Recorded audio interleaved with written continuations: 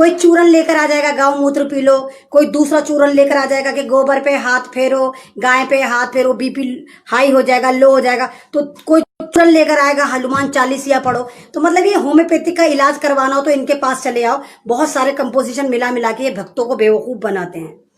तो नंद किशोर गुर्जर जो है वो भी घटिया आदमी है, उसे बड़ी सस्ती पब्लिसिटी चाहिए होती है, उसके लिए से कुछ करना तो पड़ता नहीं है। बस जल्दी से भगवा कलर पहनता है, कुर्ता पहनता है और तिलक लगा के आ जाता है बकवास करने।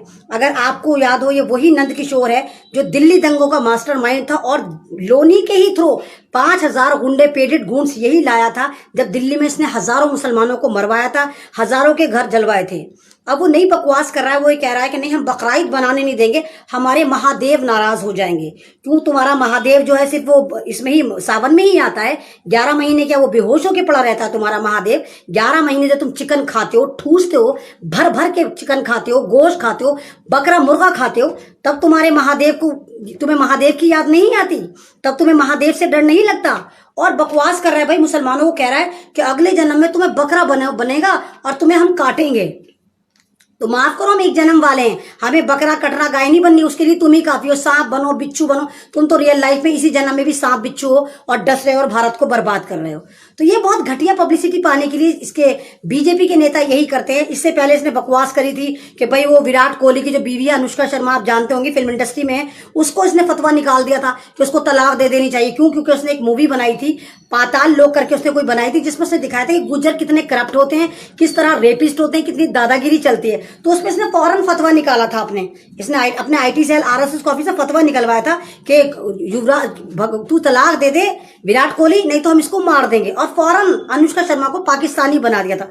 वो बात अलग है, आपको पता हो अनुष्का शर्मा भारत पूरी की पूरी बीजेपी वाली है, इसका हस्बैंड भी बीजेपी वाला है। तो ये घटिया पब्लिसिटी पाने के लिए कहीं किसी भी हद तक जा सकते हैं, कितने भी नीचे गिर सकते हैं। वैसे लॉकडाउन और बकवास कर रहा है कि भाई ये जो कोरोना वायरस है ना, वो उसने लोनी से भगा दिया क्योंकि मुसलमानों को गोश्त नहीं खाने दिया। तो जब तूने ये मंत्र करा है तो पूरे हिंदुस्तान से भगाना। तेरा मंत्र, तेरी जो कायम चूरन तू लेकर आया है, तो तुम क्या लगता है तुम जुल्म करोगे तो तुम भगा दोगे, तुम ये कर दोगे? हमें मालूम है दिल्ली से क्यों भागा है, क्योंकि 15 अगस्त आने वाली, इसलिए दिल्ली से कोरोना जो है छुट्टी लेकर चले जाएगा। और तुम्हारे ही बगौल कोरोना है, जब कोरोना तुम्हारी बगौल कोरोना चला गया, तुम्हारी बगौल कोरोना जो है बिना वैक्सीनेशन के सही हो जाता है। क्योंकि अगर तुम्हें हो तो, अगर वो किसी मुसलमान को नजला खांसी हो, बुखार हो, कुछ हो, तो वो बेचारा मर जाता है, टहलता हुआ भी अस्पताल में जाए तो वो मर जाता है। मैं पिछले 1 महीने से कह रही हूँ कि क्यों नहीं लगाते तुम उन अस्पतालों में सीसीटीवी कैमरे, क्यों नहीं लगाते बाहर एलईडी, ताकि हम देखें तुम अंदर करते क्या हो पेशेंट्स के साथ। लेकिन तुम नहीं लगाओगे क्योंकि तुम जहर का इंजेक्शन दे के मार रहे हो। जहर का तो मारिया, फिर तुम उसकी आंखें, दिल, गुर्दे, फेफड़े भी निकाल रहे हो और इसका भी कारोबार कर रहे हो। तो बकवासे मत कर, क्योंकि हमें भी पता है कि भारत में बीफ एक्सपोर्टर जो है बड़े, वो सारे ब्राह्मण हैं। टोटल काउ लेदर जो है वो सारे के सारे सप्लायर ब्राह्मण हैं। कंपटीशन की होड़ है ना कि तुम आतंकवाद फैलाओगे, जितने बड़े तुम गुंडे, मवाली, रेपिस्ट होंगे उतने ही तुम मशहूर होंगे। तो इस फंडे को अपने ही पास रखो, क्योंकि भारत का 2 साल का बच्चा भी तुमसे ज्यादा माइंडेड है, क्योंकि उसके दिमाग में गोबर नहीं होता, उसके खून में मूत्र नहीं दौड़ रहा होता। तुम्हारी नसों में मूत्र दौड़ रहा है, हमारी नसों में खून दौड़ रहा है। हमारे डिब्बे के अंदर भेजा है, तुम्हारे डिब्बे के अंदर गोबर है। और जैसे तुम्हारा ढक्कन खुलता है, जैसे तुम्हारा मुंह खुलता है, तो तुम्हारे सारे वायरस, गोबर वायरस तुम सारे में फैल जाते हो। आईपीएस ऑफिसर संजीव भट्ट किसी पहचान का मोहताज नहीं, बड़े ईमानदार ऑफिसर रहे हैं। उनके साथ बीजेपी सरकार ने क्या करा कि उनको किस तरह फंसाया गया, 101 चूहेदान लेकर आए। क्योंकि उन्होंने क्या बोला था कि सन 2002 में जब गुजरात दंगे हुए थे, प्री प्लान हुए थे, और मोदी ने एक मीटिंग में खुद कहा था पुलिस वालों से कि अपना गुस्सा निकालो, मुसलमानों को जितना मार काट सकते हो काटो, भूनो, सब कुछ करो, और हिंदुओं को भी उनका गुस्सा निकालने दो। कौन सा गुस्सा निकालने दो? वही गुस्सा निकालने दो जिसके लिए इन्होंने पूरा एक प्लेटफॉर्म तैयार करा था और गोदरा फर्जी करवाया था। गोदरा में गरीब गुरबा उठा उठा के भर दिए थे, कार सेवक बना के, और फिर गोदरा को आग लगा दी थी। उस आग का पूरा ठीकरा मुसलमान, मतलब ये देखिए फौरन इनको पता चल गया मुसलमानों ने करा था, आधा 1 घंटे में पता चल गया। उसके बाद इन्होंने पूरा गुजरात जलाया था, लाखों मुसलमान मारे थे, अरबों खरबों की मुसलमानों की प्रॉपर्टी लूटी थी, और जुल्म इतना करा था। इस महादेव महादेव का जो नारा लगा रहा है कि जीव हत्या पाप है, जीव हत्या पाप है, इंसान हत्या पाप नहीं होती, मनुष्य हत्या करो तो पाप नहीं होती, दलितों को मारो तो पाप नहीं होता, मुसलमानों को मारो तो पाप नहीं होता, तुम ठूस ठूस के बकरे खाओ तो पाप नहीं होता, तुम ठूस ठूस के मुर्गे खाओ तो पाप नहीं होता, अंडे तुम ठूसो पाप नहीं होता, मुसलमानों को मारो तब जीव पाप नहीं होता, जीव हत्या तब लीगल है। तो लाखों की तादाद में मुसलमानों को मारा गया था गोधरा के ड्रामे के बाद। गुजरात पूरा तबाह कर दिया था और हालत ये करी थी इन्हीं आरएसएस के दलालों ने कि जो प्रेग्नेंट लड़कियां थी, औरतें थी, तलवारें घुसा घुसा के नेजे में उनके बच्चे निकाले थे इन्होंने, थी दबा के गैंग रेप करा था। तो कौन से वाले जीव की बात करते हो तुम? क्या मुसलमान जीव नहीं होते? तो ये ड्रामेबाजी बंद करो। तो संजीव भट्ट ने इस वाली बात को एक्सपोज करा। कब करा? 2002 में हुआ था, उन्होंने 2011 में एक्सपोज करा। नानावटी रिपोर्ट में उन्होंने कहा कि ये जो दंगे हुए थे ये प्री प्लान थे, और मोदी ने खुद बोला था, कॉन्फिडेंशियल मीटिंग में खुद बोला था कि पुलिस वालों से तुम कार्रवाई मत करना, अगर तुम कार्रवाई करो बिल्कुल ऐसे ही करना जैसे तुमने दिल्ली दंगे में करी थी, कि मुसलमानों को उल्टा मारना, उनको लूटना, उनकी प्रॉपर्टी में आग लगाना। तो यही काम हुआ था गुजरात में। तो इस वाली बात पे संजीव भट्ट को वाली बात जो थी बहुत इनके गले पड़ गई और इनकी पूरी फैमिली को टॉर्चर करा जाने लगा। अब मोदी नए नए चुएदान लेकर आता, कभी इधर से फंसाए कभी इधर से फंसाए, लेकिन संजीव भट्ट हर बार निकल जाते। कभी इनको ड्रग्स के केस में फंसाने की कोशिश करी, वहां निकल गए, फिर सेक्स स्कैंडल में फंसाने की कोशिश करी, वो अलग बात है। हमारा जो ठरकी चौकीदार मोदी है, इसका भी खुद एक और से चक्कर था, जिस सीडी को उठाए कपिल मिश्रा सीडी के अंदर, और कपिल मिश्रा ब्लैकमेल करता था कि देख मोदी तेरे काले कारनामे हैं, मतलब ये करे तो पुण्य है और दूसरा करे तो पाप। तो उनको सेक्स स्कैंडल में फंसाने की कोशिश करी, वहां भी उनको क्लीन चिट मिल गई। लेकिन गरज ये इनको तो चुएदान पे चुएदान चाहिए होते हैं। उसके बाद उन्होंने दिमाग लगाया, ठरकियों ने क्या करें। तो 1990 में जब इन्होंने बाबरी मस्जिद शहीद करने का जो इन्होंने ठीकरा फोड़ा था, एक रथ यात्रा निकाली थी, और जहां जहां वो रथ यात्रा निकली थी वहां इन्होंने हजारों मुसलमानों को मारा था, वहां पर दंगे भड़काए थे। तो वो रथ यात्रा जब बिहार में गई थी जामनगर में, तो उस वक्त वहां पर टाटा लगाया गया था, और किसी एक को उठाया होगा, कोई उठा होगा टाटा में, और उसको पुलिस कस्टडी में वो मरा होगा। अब इन्होंने सोचा कि इन्होंने हिसाब किताब निकाला कि भाई आईपीएस ऑफिसर जो था उस वक्त जामनगर में थे, तो इन पे ठीकरा फोड़ देते हैं। तो 30 साल पुराने केस में जिस पुलिस कस्टडी में संजीव भट्ट थे नहीं, जिस इंक्वायरी में वो थे नहीं, जिस गिरफ्तारी में वो थे नहीं, इंट्रोगेशन में वो थे नहीं, थाने में वो थे नहीं, उसी का ठीकरा उनको फोड़ के कह दिया जाओ भाई जाओ, तुम्हें उम्र कैद हो गई। 302 लगा के उनको उम्र कैद की सजा सुना के आराम से निफराम होके बैठ गए। और बात यही नहीं थमी, 302 लगी थी आईपीएस संजीव भट्ट पर, लेकिन 302 पूरी उनकी फैमिली पे लगा दी गई। उनकी फैमिली की जिंदगी हराम कर दी गई, उनका घर तोड़ दिया, आधा घर तोड़ दिया कि भाई इलीगल बना हुआ है। यानी जब से इलीगल नजर नहीं आया था, जैसे ही उनके खिलाफ उन्होंने मोदी के खिलाफ बात बोली तो सब चीजें इलीगल इनको नजर आने लग गई। मतलब इन कातिलों को, जिनके खुद हाथ खून से रंगे हुए हैं, चाहे वो तड़ी पार हो, चाहे वो हमारा नरेंद्र मोदी हो, चाहे ये भगवा आतंकवादी योगी हो, ये सारे के सारे खूनी रेपिस्ट आतंकवादी हैं जो आरएसएस वाले हैं। तो उस सजा में उनको उम्र कैद की सजा सुना दी गई। और बात यही नहीं थमी, संजीव भट्ट को जेल में डाल दिया गया। उनका कोई भी, उनकी तरफ से कोई भी किसी को बुलाया ही नहीं गया, कोई भी उनका आया ही नहीं गवाही देने के लिए, सिर्फ अपनी एक तरफा गवाही देके उनको कर दिया। उनकी फैमिली को लगातार टॉर्चर करा गया, जो सिक्योरिटी थी वो हटा दी गई, और संजीव भट्ट की फैमिली पे मुस्तकिल नजर रखी जा रही है, फैमिली पर नजर रखी जा रही है। और एक फैमिली कहीं जा रही थी, पूरा रोड खाली था, उसके बावजूद पूरा रोड खाली था, एक बिना नंबर की गाड़ी आती है और इतनी खतरनाक तरीके से टक्कर मारती है और गाड़ी को घसीटती हुई ले जाती है। तो उन पे कातिलाना हमला भी बराबर चल रहा है। साफ वजह है कि आपने भाई भारत का जो सबसे बड़े आतंकवादियों के खिलाफ आपने मुहिम खोली थी, आपने आरएसएस का पर्दा बेनकाब करा था। तो भारत में इस वक्त संविधान का कत्ल करा जा रहा है। सेम यही स्टोरी आप डॉक्टर कफील की देखें। डॉक्टर कफील ने भी हुकूमत की पॉलिसी के खिलाफ आवाज उठाई थी। उन्होंने भी बताया था कि योगी सरकार किस तरह उन 90 बच्चों की कातिल थी, किस तरह इन्होंने ऑक्सीजन का बिल पे नहीं करा था, और बाद में सारा ठीकरा कफील पर फोड़ दिया। कफील को जेल हुई, फिर वहां से बाइज्जत बरी होकर निकल गए, लेकिन इनको तो चुएदान लगाना था, इनको तो डॉक्टर कफील को जेल में डालना था। फिर ये दूसरा केस लेकर आए, तो इन्होंने मुस्तकिल लगातार करते रहे, और फिर इन्होंने एनआरसी की एक सिंपल स्पीच को बनाकर भड़काऊ भाषण में उनको जेल में कर दिया। उसमें भी उनको जमानत मिल गई, जमानत मिले हुए 72 घंटे हो गए। उसके बाद भड़काऊ थी, इसलिए उन पे एनएसए लग जाता है।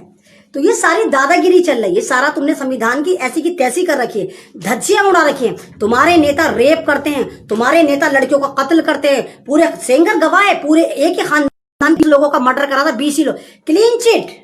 क्यों, किस खुशी में? क्योंकि वो भगवा आतंकवादी है। चिन्मयानंद पूरे मेडिकल कॉलेज में कोई लड़की वर्जिन नहीं छोड़ी, क्लीन चिट। क्यों? क्योंकि वो आरएसएस का है, बीजेपी का है।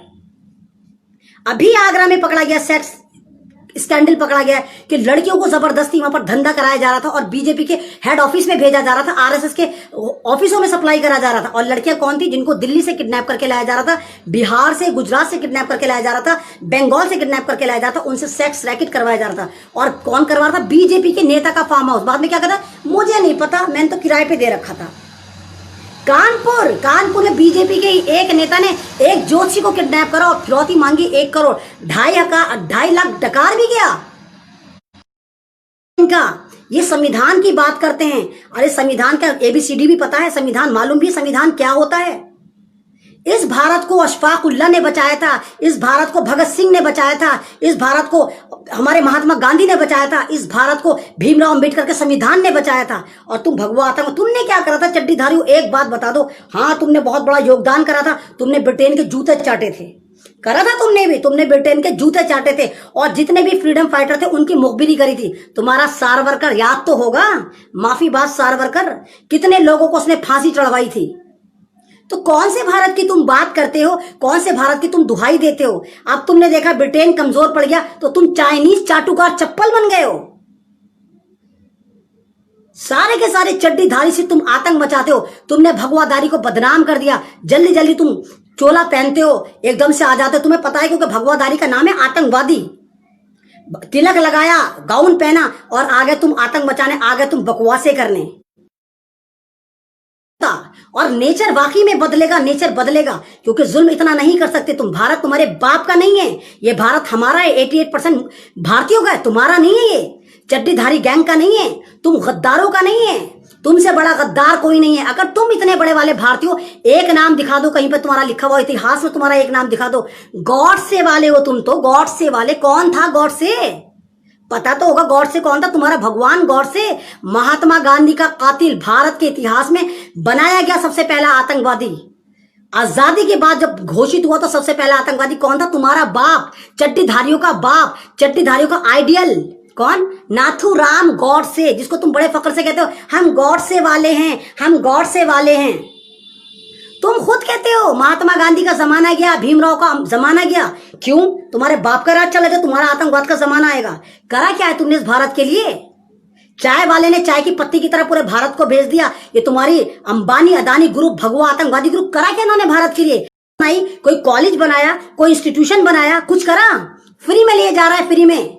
आत्मनिर्भर बनो, आत्मनिर्भर कर करके हमारी आत्मा बेच दी, हमारा भारत बेच दिया। आप दिल गुर्दे बेचोगे क्या? कुछ बचा है भारत में? हमारे लिए कोरोना, तुम्हारे लिए कुछ नहीं। तुम अय्याशियां करने चले जाते हो, फर्जी कहते हो तो हमें कोरोना हो गया, सीरियस कोरोना। तुम नहीं मरते तो बंद करो ये ड्रामा, बंद करो ये संविधान को फाड़ना। तुम्हारी तरह जाहिल नहीं थे भीमराव अंबेडकर, तुम्हें तो मरोड़े उठेंगे क्योंकि भीमराव अंबेडकर दलित समाज से थे। तुम्हारे मरोड़े उठ रहे हैं कि दलित समाज ने कॉन्स्टिट्यूशन कैसे लिख दिया। वो तो हमें लिखना है, हमारे मोहन भागवत को लिखना है।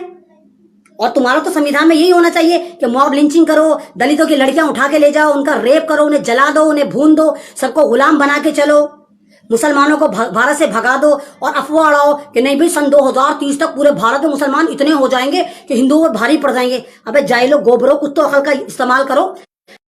परसेंट भी मुसलमान नहीं है, कैसे हो जाएंगे? कौन सा मैजिक का इंजेक्शन लगेगा जो मुसलमान हो जाएंगे? 1 के 4 एटम बम है क्या वो जो बन गए? इतने सारे बन जाएंगे।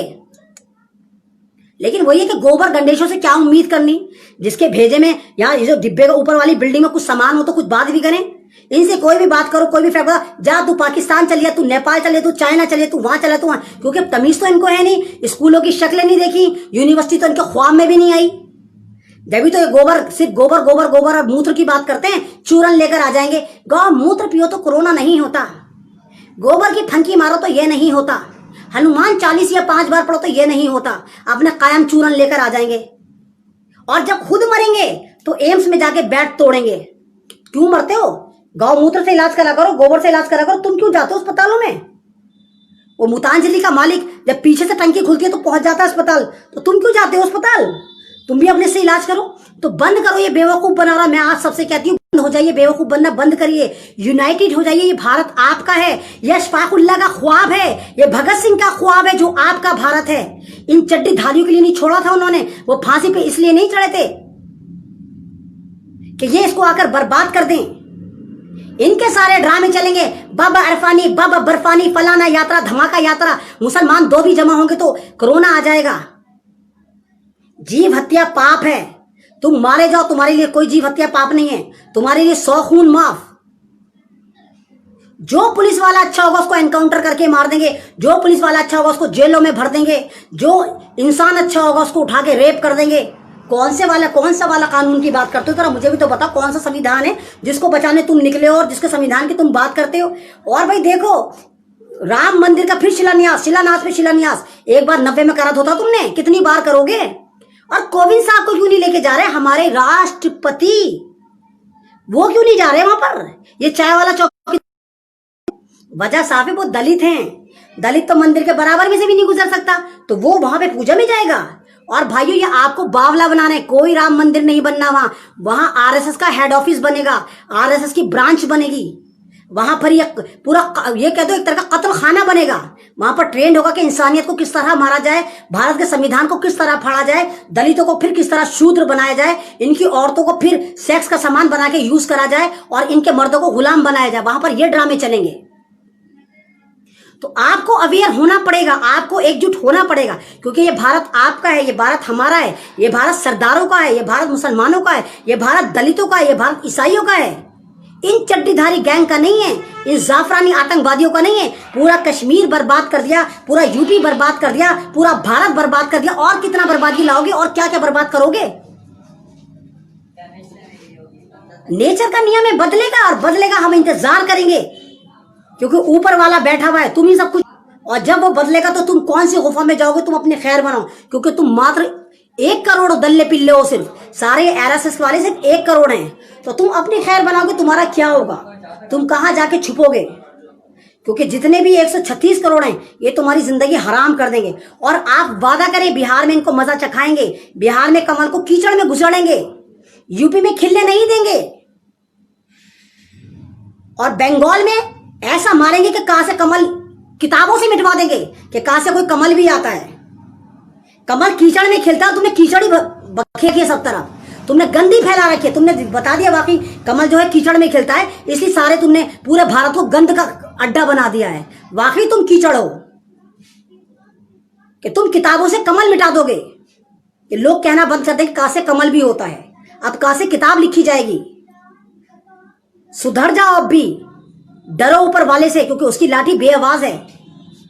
बहुत ज्यादा तुमने तहलका मचा रखा है, बहुत ज्यादा तुमने बर्बादी मचा रखी है, बहुत ज्यादा तुमने सब कुछ कर रखा है। और मैं आप सबसे कह रही हूं कि संजीव भट्ट की आवाज बनी है, उनकी फैमिली आवाज बनी है, जिस तरह डॉक्टर कफील की आवाज बने, और जेलों में जितने लोग बेगुनाह हैं सबकी आवाज बने। जिस तरह आप देख रहे हैं, हालात देख रहे हैं, मुद्दे देख रहे हैं, भारत देख रहे हैं, हुकूमत देख रहे हैं, आरएसएस देख रहे हैं, दंगे देख रहे हैं, संविधान की धज्जियां उड़ते हुए देख रहे हैं, तो मेरे वो समझ में नहीं आता कि किस तरह बताऊं, किस तरह फैक्ट रखूं। फिर भी मैं पूरी कोशिश करती हूं कि अपनी तरफ से पूरी कामयाब कोशिश करूं, मैं आपको विद फैक्ट बात करूं, मैं आपको अवगत कराऊं भारत के हालात से, मैं आपको अवगत कराऊं इंटरनेशनल इश्यूज से।